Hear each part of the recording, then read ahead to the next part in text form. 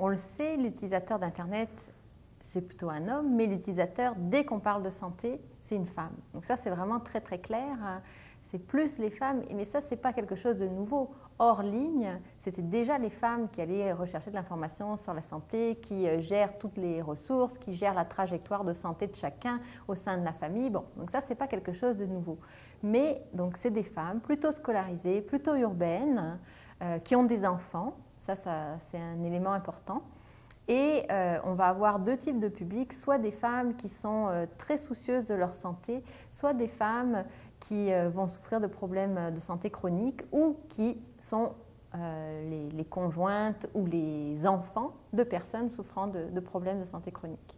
Donc ça, grosso modo, c'est bon, c'est caricaturé parce que c'est un profil type, mais c'est vraiment, ce qu'il faut retenir, c'est que ce sont des femmes avec des enfants qui se renseignent. Si on regarde sur les études, dans 60% des cas, elles ne se renseignent pas pour elles en ligne, elles se renseignent pour les autres.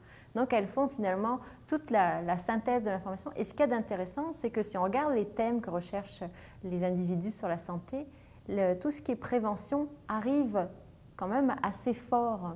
Et le fait que ce soit les femmes qui soient plus présentes, qui elles sont plus intéressées parce que justement elles gèrent toute la carrière de santé de toute leur famille, du coup ça les amène à s'engager dans la prévention. Et elles vont chercher ces éléments de prévention en ligne aussi. Il y a différentes logiques de production, différents acteurs qui sont impliqués. Ça va des ministères et autres institutions de santé publique qui veulent être présents pour diffuser de l'information à la population. Et je donnais l'exemple du site Choices du gouvernement britannique, mais là, il y a même volonté d'aller plus loin. C'est presque d'avoir une partie de la première ligne qui va se faire en ligne. Donc, il y a les gouvernements. C'est sûr que pour eux, il y a un enjeu à être présent là. Il y a tout ce qui est compagnies pharmaceutiques, instituts cliniques en ligne qui vont se développer. Et c'est un secteur qui est important, notamment le médicament en termes de contenu.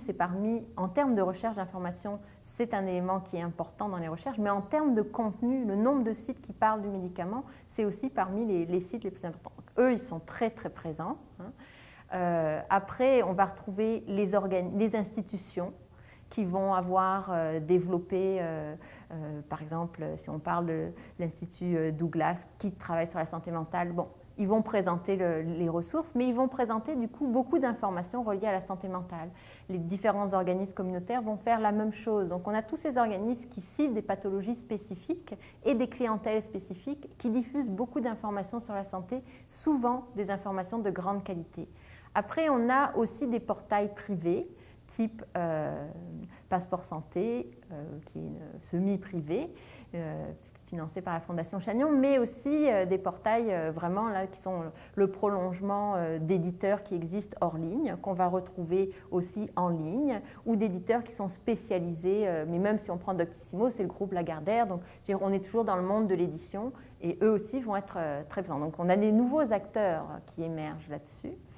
Et après, bon, c'est vraiment les grandes catégories principales. Si on regarde en plus que les gens consultent, la dernière fraction, c'est les internautes entre eux qui vont se rencontrer dans différents espaces d'échange, qui peuvent être des communautés, des groupes de discussion et autres.